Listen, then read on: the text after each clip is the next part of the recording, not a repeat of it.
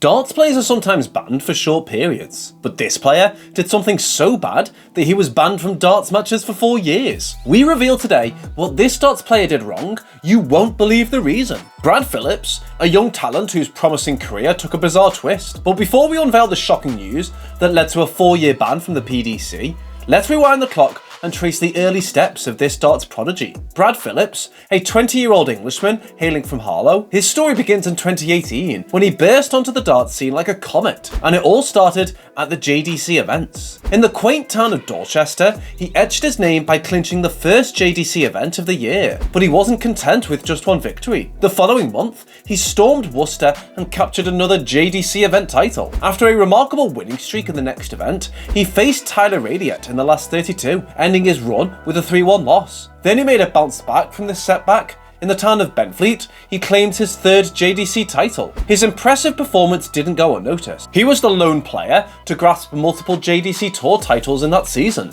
a feat that earned him the prestigious title of a JDC All-Star. This honour granted him the privilege of practicing with professional players, which is an invaluable experience for any aspiring darts player. But 2018 had more in store for Brad Phillips. He concluded the year on a high note, securing the 3rd spot on the England Youth Grand Prix Order of Merit. In September, he reached the pinnacle of the England Darts Organisation's England Match Play, soundly defeating Mitchell McCarthy 4-1 in the final. Brad's trophy cabinet wasn't done growing yet. He capped off the year with yet another title, this time winning the JDP European Open in Bristol. The dawn of 2019 marked a significant milestone in Brad's career as he made his debut in the PDC. His journey in the PDC's development tour wasn't without its challenges. Brad missed the first 4 events, but roared back to life in the subsequent block of 4 tournaments. While he struggled to find his footing in the earlier events, Brad's determination shone through. He managed to clinch victory in 3 consecutive games during the 8th event. However, it's worth noting that his averages were less than stellar, with only 2 exceeding the 75 mark. But Brad was a fighter, and he was determined to improve. After a brief hiatus, Brad returned for the final block of 4 events. His consistency improved, and he even reached his first quarter-final during one of these tournaments. It was a glimpse of the potential that lay within him. By the end of the season, Brad Phillips had secured the 70th spot on the Order of Merit, earning himself a ticket to the World Youth Championship. This was his chance to shine on the global stage. Unfortunately, he faced tough competition and was eliminated in the group stage after valiant efforts against James Beaton and Shane McGurk. In that year, his journey took an intriguing turn. Despite his early exit from the World Youth Championship, he remained an active and determined player. In fact, he was a key figure in England's victories at the Boys British Internationals and played a pivotal role in securing both the overall and boys pairs titles. His achievements weren't limited to the national stage. Brad and his team went on to clinch the WTF World Cup in Romania, solidifying his reputation as a formidable young talent in the darts world. Simultaneously, Brad continued to compete in the JDC circuit. Though he narrowly missed out on adding another title to his name, he wrapped up the season by finishing an impressive 7th on the Order of Merit. This achievement, particularly impressive considering his age, earned him a PDPA scholarship, paving the way for his continued participation on the development tour in 2020. But as every darts journey unfolds, there are highs and lows. His 2020 began with high hopes as he embarked on his first ever trip to Q School. However, across the 4 grueling days of competition, he never managed to rise above an average of 83 and secured only 2 victories. His dream of gaining a PDC card remained elusive. Undeterred by this setback, he returned to the development tour, this time under the banner of Mission Darts. Despite his best efforts, he struggled to find consistent form. In all 10 development tour events that year, he achieved only 1 average above 84 and failed to progress beyond the last 16 in any of them.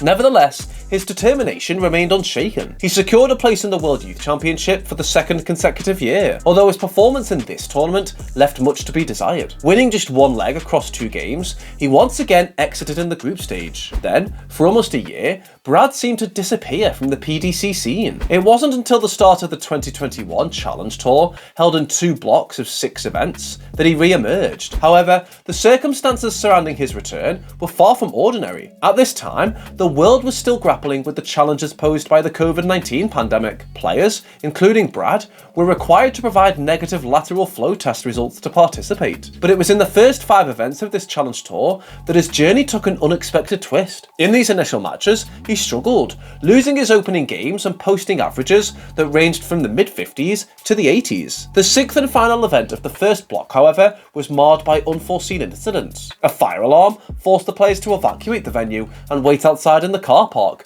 causing a significant delay. When the event eventually commenced, another issue emerged. Players, including Brad Phillips, Conan Whitehead, Joe Davis and Scott Marsh, all withdrew from their games, leaving the darts world in shock. The initial reports suggested that a player had tested positive for COVID-19, leading them to and their close contacts being removed from the event. Rumours began to circulate on social media, and it soon became apparent that Brad Phillips was the player in question. However, there was more to the story than met the eye. The situation took a darker turn when it was revealed that Brad had known about his positive COVID-19 status 2 weeks prior to the event. Shockingly, he had continued to practice with another player during this period, putting not only his fellow competitors, but also the entire event at risk. On the day of the event itself, he attempted to enter the tournaments by submitting a negative test result. However, it was later discovered that he had tampered with the test, running tap water on it in an attempt to produce a negative result. The fire alarm that disrupted the tournament also exposed another layer of deception. It was reported that a friend of Brad's